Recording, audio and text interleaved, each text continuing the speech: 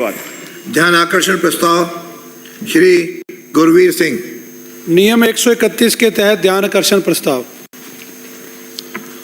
माननीय मंत्री जी। माननीय अध्यक्ष महोदय, माननीय सदस्य ने जो इशू रेज किया है बहुत महत्वपूर्ण इशू है और हमारी जो युवा पीढ़ी है जिस पे हमारे देश का भविष्य निर्भर है, वो जो मेडिसिन्स का दुरुपयोग कर रहे हैं, ड्रग्स का, और आज उससे एडिक्टेड हो गए हैं, उसके बारे में मैं आपके माध्यम से माननीय सदस्य को यही कहना चाहूँगा कि ड्रग्स एंड कॉस्मेटिक एक्ट 1940 के तहत जो दवाइयाँ जो हैं केंद्र सरकार ने जो नियम बनाए थे, एक तो है शेड्यूल जी, ओनली अंडर मेडिकल प्रिस्क्रिप्शन और सुपरविजन। इसके अंदर क्या है कि डॉक्टर ही उसकी सेवन कराता है, क्योंकि ये जो मेडिसिन है इनके अंदर ड्रग्स बहुत ज़्यादा हैं। दूसरी इसके अलावा है शेड्यूल एच, H1 और X। इसके अंदर खाली डॉक्टर का प्रिस्क्रिप्शन की ज़रूरत रहती है। इसमें H1 में एंटीबायोटिक्स है, साइकोट्रोपिक है, और इसके अंदर जो है रजिस्टर सरकार को, हमारे विभाग को इनके चेक करके मेंटेन करने पड़ते हैं। इधर समस्या इसमें ये आती है कि कुछ ऐसे ड्रग्स हैं जो इशू इसमें ये आ जाता है अध्यक्ष महोदय कि क्या मेडिसिन्स जो हैं जान बचाने की और हमारे वेलबींग के लिए इस्तेमाल किया जाए, और वो ऐसी मेडिसिन्स हैं जिनका दुरुपयोग भी हो सकता है, उनको जो लोग उसको यूज़ करें जिनके कोई ऐसी बीमारी नहीं है। जो बहुत ही ज़्यादा जो डेंजरस मेडिसिन्स हैं वो NDPS एक्ट के अंदर आती है। इसके अंदर हमारा डिपार्टमेंट जो है हम चेक नहीं कर सकते हैं और हम कोई पनिशमेंट नहीं दे सकते हैं, क्योंकि ये NDPS एक्ट जो है इसके अंदर police, central bureau of narcotics, narcotic control bureau, ये सब जो है यही इसके ऊपर कार्रवाई करते हैं। अभी जो दवाइयाँ हैं, जैसे खांसी की दवाई का उदाहरण देता हूँ अध्यक्ष महोदय, जिसके अंदर कैफीन पड़ता है।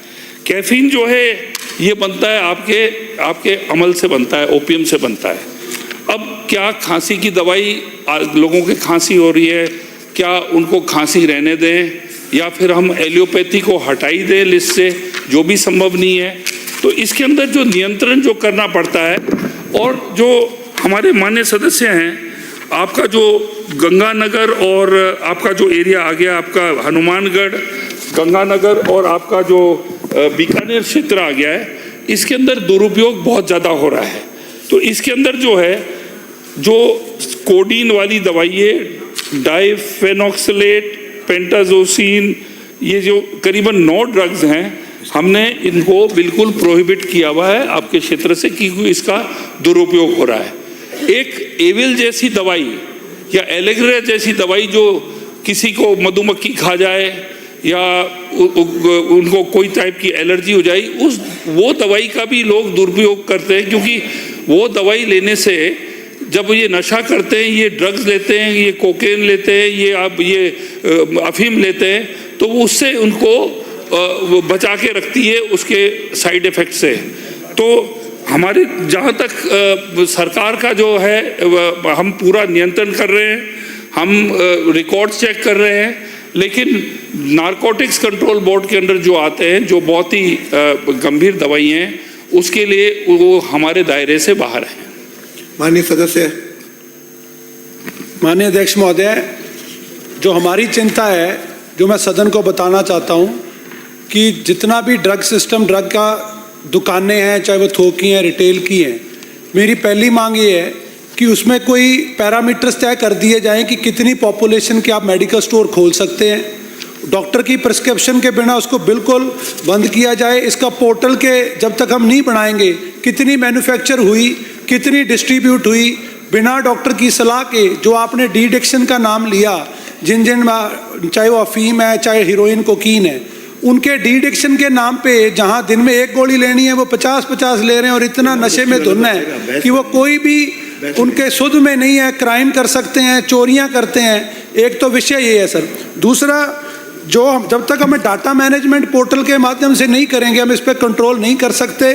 और तीसरा, मैं आपसे मांग करूंगा, पिछले बजट में हमने नशा मुक्ति केंद्र 10 की घोषणा की है। जहां जहां नशा मुक्ति केंद्र सरकार ने घोषणा कर दी, वहां किसी भी प्राइवेट नशा मुक्ति केंद्र को इजाज़त ना दी जाए, क्योंकि इन नशा मुक्ति केंद्रों पे एक तरह गोरख धंधा हो रहा है। और हमने पिछले गंगानगर में मेरी विधानसभा में जो पिछली सरकार ने इजाज़त दे दी थी, खुलेआम चल रहे थे, 16 पर एक्शन लिया और FIR दर्ज हुई है।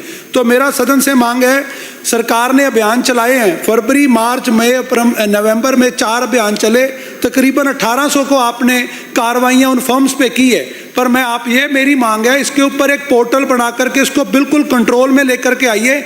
नए मेडिकल स्टोर्स के लिए कोई जनसंख्या का, कोई गांव का या पॉपुलेशन, कोई तो पैरामीटर तय करिए। जगह जगह ये मेडिकल स्टोर्स नहीं खुले, इससे दुरुपयोग बढ़ रहा है, नशे के आदी हो रहे हैं बच्चे और बहुत बड़ी तरह पे क्राइम बढ़ रहा है। इस पे सख्त एक्शन हो, ये मेरी सदन से मांग है। कुछ कहेंगे माननीय मंत्री जी? माननीय अध्यक्ष महोदय, 1/1/2024 से 3/12/2024 तक जो है 23,247 इंस्पेक्शंस हुए हैं। विभाग एक्टिव है, विभाग सो नहीं रहा है। इसके अंदर 565 लाइसेंसेस निरस्त किए गए और 4,483 जो है निलंबित किए गए और 409 को हमने चेतावनी दी है। एक इशू जो माननीय सदस्य ने जो बहुत राइटली रेज किया है कि हमारे पास अभी पोर्टल नहीं है। पोर्टल होने से हमें बहुत फ़ायदा होगा और इसके हम प्रयास कर रहे हैं। 14 ऐसे डेंजरस ड्रग्स थे जो हमने बैन करने की कोशिश की, लेकिन हाई कोर्ट से जो है कंपनीज उसके अंदर स्टे लेके आ गई। ये बहुत गंभीर विषय है। और आज आप देखिए, क्या आप अपने बच्चे को केमिस्ट शॉप से खांसी की दवाई लाने से रोक सकते हैं? नहीं रोक सकते हैं। और बच्चे जो है खांसी की दवाई का सेवन करके और वो नशे कर रहे हैं। गंभीर विषय है, इसके अंदर हम कड़े कठोर कदम लेंगे। श्री रविंद्र सिंह भाटी। अध्यक्ष महोदय, आपके माध्यम से नियम 131 के तहत ध्यान आकर्षित करता हूं। माननीय मंत्री जी। मंत्री जी वो